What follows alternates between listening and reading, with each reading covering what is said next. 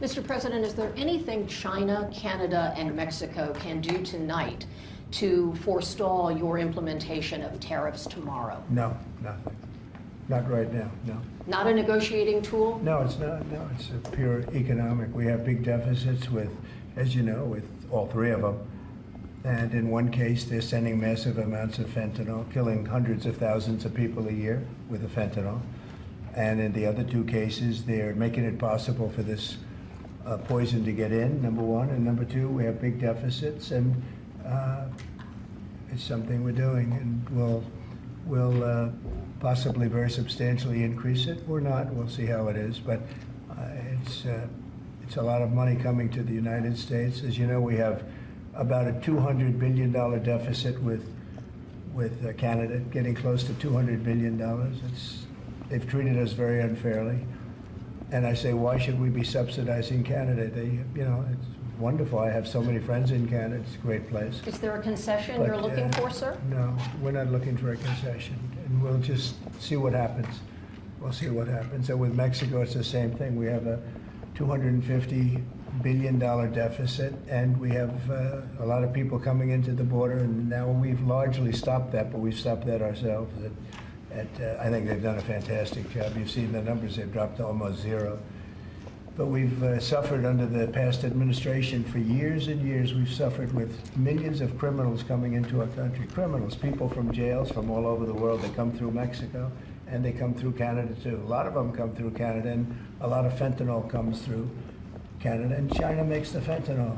China makes the fentanyl, gives it to Mexico, puts it through Canada, puts it through different places, mostly Mexico, but also a lot through Canada.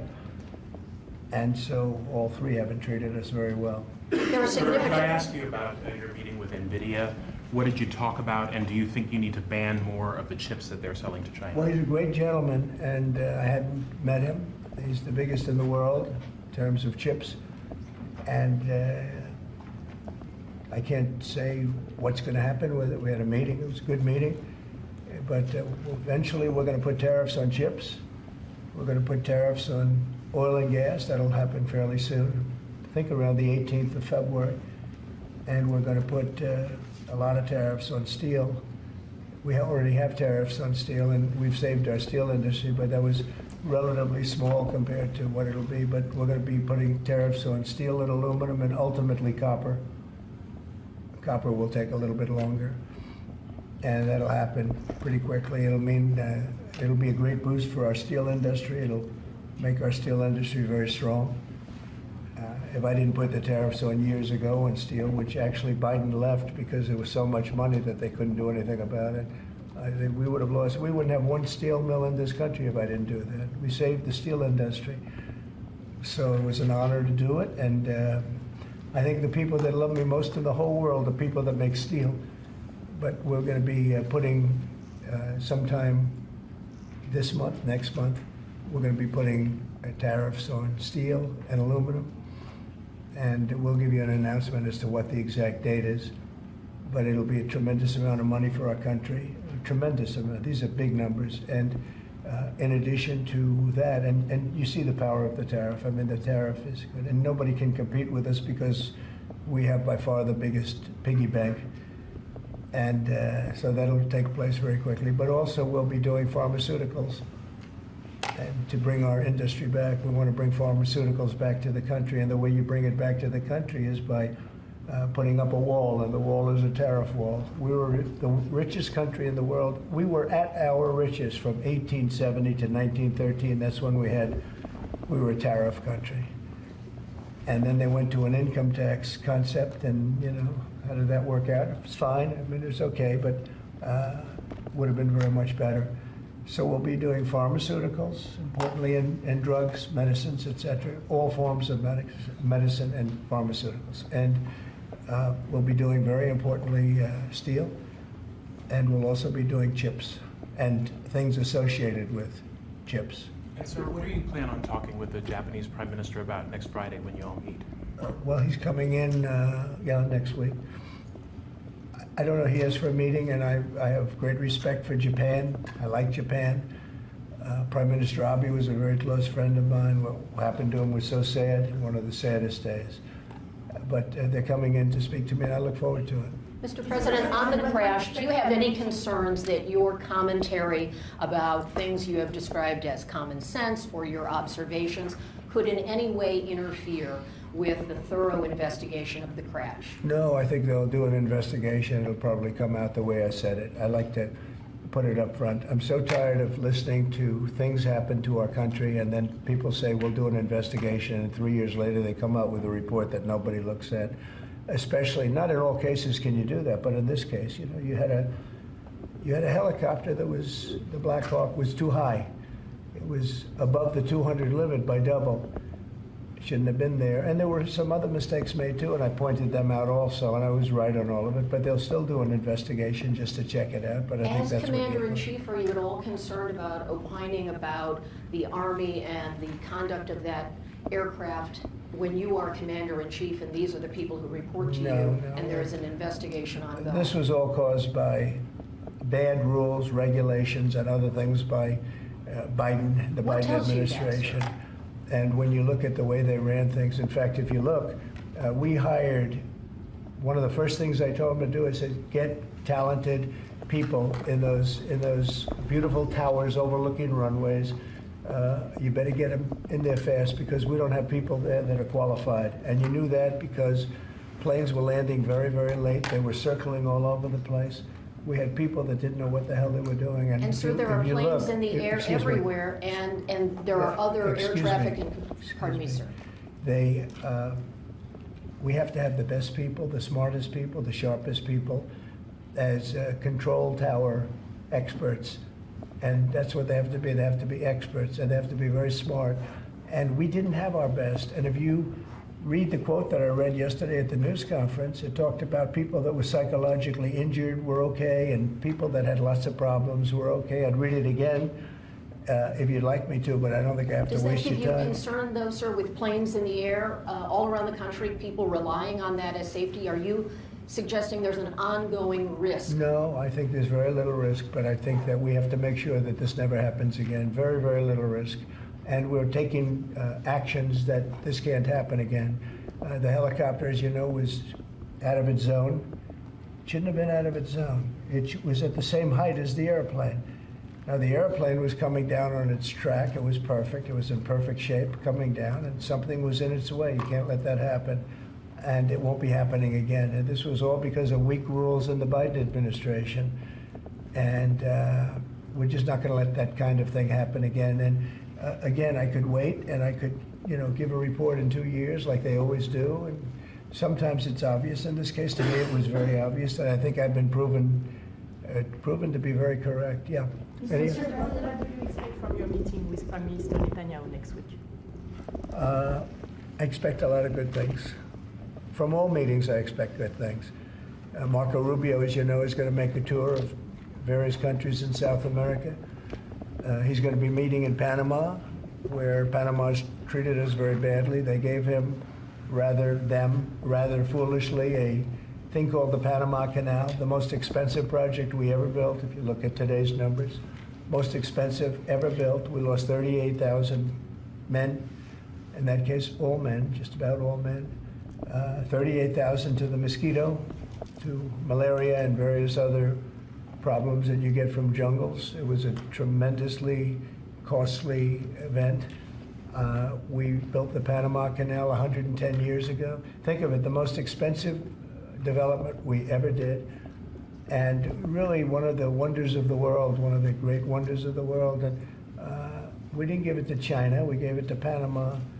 And Panama's been ripping down all the China language signs. They've been working like mad to try, but about 70% of the signs were up and they were written in Chinese, and that's not the deal. So we're going to take it back. They've already offered to do many things, but we think it's appropriate that we take it back. They've totally violated the agreement. We have an agreement. They violated the agreement, and Marco Rubio's going over there to talk to the gentleman that's in charge. Mr. Zolgata, do you still think it's a good idea for Jordan and Egypt to be taking in Palestinians when they reject the idea and the Palestinians who are living now in Egypt? Oh, I think Jordan will take people, yeah, people from Gaza. And I think Egypt will take them also. I mean, I heard somebody said they're not going to, but I think they will. I feel confident they will. Mr. President, will tomorrow's tariffs include oil? What? Will tomorrow's tariffs be inclusive of Canadian crude? I'm probably going to reduce the tariff a little bit on that. We think we're going to bring it down to 10% on the oil. So it's 25% on the Canada side. Mr. President, are these tariffs stacking on top of already existing tariffs, or Yes, this will be the total? on top of whatever may be existing. Yeah. Mr. President, ask you a question about Venezuela.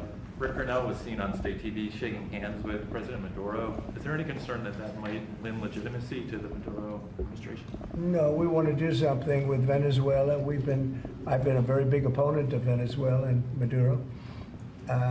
They've treated us not so good, but they've treated, more importantly, the Venezuelan people very badly. We have a tremendous Venezuelan population. I got 92% of the vote, the Venezuelan vote. Now we want to see what we can do to get people back in their homeland safe and free and all. He's meeting with a lot of different people, but we are for the people of Venezuela. We're for the Venezuelan Americans. If you look at it, we have them all in Florida, right around the Doral area. That's really, they call it Little Venezuela, right?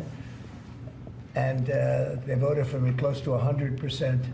So we'll see what we can do to straighten out the situation in Venezuela. Venezuela has been very unfortunate. I was very surprised when I saw that Biden agreed to buy a lot of oil from Venezuela, because Venezuela was just about finished, the dictator. And when that happened, it brought him back to life. You know, Biden went out and they buy millions of barrels of oil. I say, what's that all about? So we're not going to let that stupid stuff happen. So we'll see what happens. We're not happy with Venezuela. We don't like the way they've treated the Venezuelans at all. Mr. President, there have been some warnings or messages that government websites will be shut down this evening to scrub them of DEI content. Can you confirm if that's accurate? Shut down? Government websites, will be shut down this evening to scrub them of DEI content. Can you confirm whether that's accurate and if there are any concerns? I don't know. about- It doesn't sound like a bad idea to me. DEI would have ruined our country, and now it's dead. I think DEI is dead. So if they want to scrub the websites, that's okay with me. But I can't tell you. I guess probably certain people handle it certain ways. But I'll tell you who's very happy about it: the military. The real leaders, the real generals in the military, they're very happy about it. Doug is very happy about it. He's got a big group of people that are going to be working for him, really starting right now. He just got signed up, and they're very happy about it. He had a lot of DEI, everybody did, but he has not been a fan. It was really hurting our country badly. It's costing a lot of money too. You see the kind of money we're talking about? Hundreds of millions of dollars for nonsense. Now we have our country back now. Our country is back, and it's a nice thing to say. I've never seen such love. I've never had anything like it. I've never seen anything like it. People are coming up, sir, thank you for bringing our country back. We were losing our country, and I think we're stronger now than we've been in many, many decades. And the Department Can you update on your call with Vladimir Putin? Well, we'll be speaking.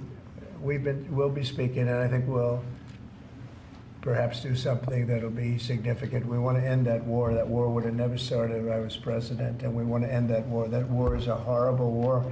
Millions of young people are being killed, mostly on the lines now, mostly soldiers. But the cities have been largely destroyed, many of them. They're like demolition sites. But the soldiers are just shooting at each other. You know, it's a very flat land. I said this the last time, very, very flat land. The only place that a bullet stops is when it hits a person. And they're hitting a lot of people. They're hitting a lot of soldiers, but on both sides. You know, I think Russia would probably say close to 800,000, and Ukraine 600,000 or 700,000. And it's just a senseless situation, and it's got to stop. So whatever I can do to stop it, and we are having discussions, yes. ongoing, already scheduled and ongoing? Have you- Already talking, yes. So you've already spoken to Vladimir Putin I don't want to since? say that, but we are having very serious discussions Is there a reason you about- don't want to? We are, well, I just don't want to say that. we're having very serious discussions about that war, trying to get it ended With Russia? with Russia, yeah. At the Department of Justice and the FBI, there are a number of high-level people who are being asked to resign or are being told they are going to be fired. Did you specifically request any actions at the Bureau or DOJ with respect to those employees? No, but we have some very bad people over there. It was weaponized at a level that nobody's ever seen before. They came after a lot of people, like me, but they came after a lot of people. No, I wasn't involved in it. I'll have to see what is exactly going on after this is finished. But if they fired some people over there, that's a good thing, because they were very bad. They were very corrupt people, very corrupt, and they hurt our country very badly with the weaponization. They used the Justice Department to go after their political opponent, which in itself is illegal. And obviously it didn't work. Are you going to impose tariff on the European Union? What does that mean? Are you going to impose tariff too on European Union like you are going to do for Mexico and Canada? Well, you're asking me a question, because I'm sure you didn't hear, am I going to impose tariffs on the European Union? Do you want the truthful answer, or should I give you a political answer? Absolutely. Absolutely. The European Union has treated us so terribly. You promised Americans to try to reduce costs, and so many of the products that would be tariffed, when they come into the country, the outgoing country is not paying the tariff. The buyers in the United States pay that, and then that's passed on to consumers in Right. most instances. Sometimes. How would you expect to have prices come down if you have such a broad plan for tariffs? And what do you say to the voters who want to see you reduce everyday costs? Well, let me just tell you that I got elected for a lot of reasons. Number one was the border. Number two was inflation, because I had almost no inflation. And yet I charged hundreds of billions of dollars of tariffs to countries.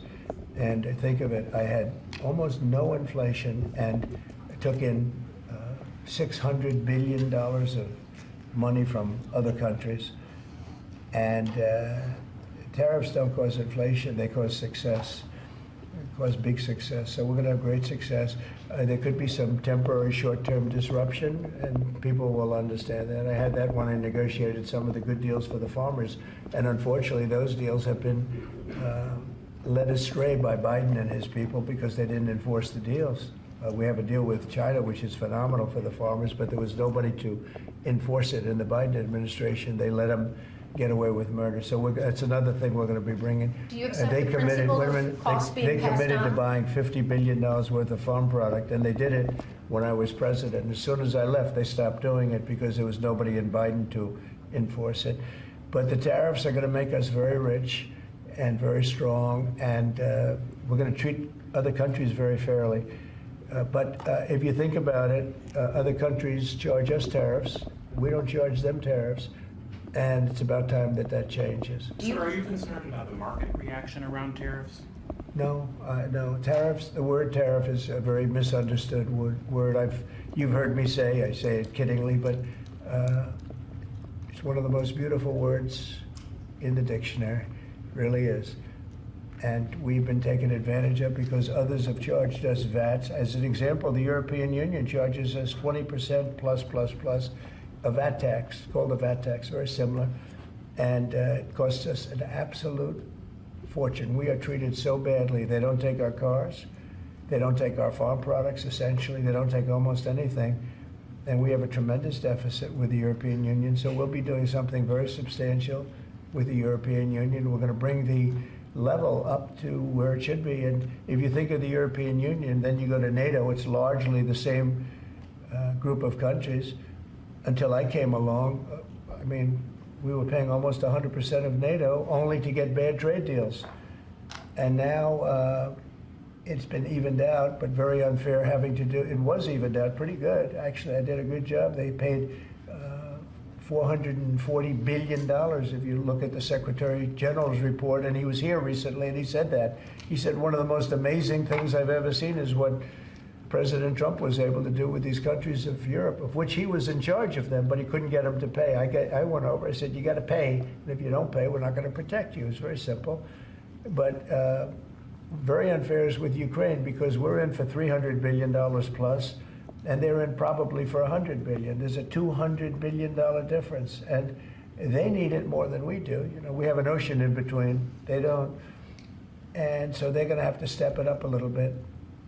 With efforts to reduce the federal workforce, whether it's offering what we've called the buyout package or other efforts, do you have any concerns that there will be employees broadly across the federal government who might take that up? And they're a part of the many different ways that agencies protect the public, from food inspections to water safety to I the know, air but traffic everybody's controllers. replaceable, and we'll get very good people to replace them if it turns out to be more than we thought. It could be a lot, it could be a little, we don't know, but we'd love to have them leave. We're trying to remember this. We want them to go into the private sector. It's our dream to have everybody almost working in the private sector, not in the public sector. We have many people, very few people came to work. They were, you know, it started more or less with COVID, but actually even before COVID. But it started with the COVID, they didn't come back.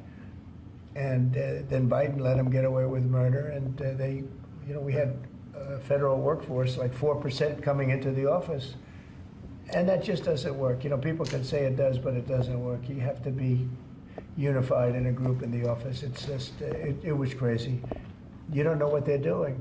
And then at some point, we may ask them to certify that they didn't have two jobs, meaning were they really getting a check from us, the government, and then were they also working a second job and a third job, and, you know, on government time? And many of them will say that they did, you know, which is not legal, but it's a problem. It's a problem. No, we want to get that out. We want to clean it out. You know, people have been trying to reduce federal government now for 40 years, 45 years, and they haven't been able to do it. And this is a way of doing it, I think, very nicely. It's sort of a buyout, too. I think we're treating people very good, but people don't come to the office. They won't have a job starting on that very special date, so we'll see how that works out. I mean, nobody knows how that's going to turn out. Everybody might show up to the office, and maybe a large number won't show up. But if they don't show up, we've accomplished a very serious goal. We're trying to reduce government. Does Mr. Musk or any of those associated with your DOGE effort, do they have any direct access through the government systems to how money is dispersed? No, nothing. No, they are. This has nothing to do also with the federal cutting, you know, with this federal cutting. This is very separate. This is if you don't show up, you don't get paid.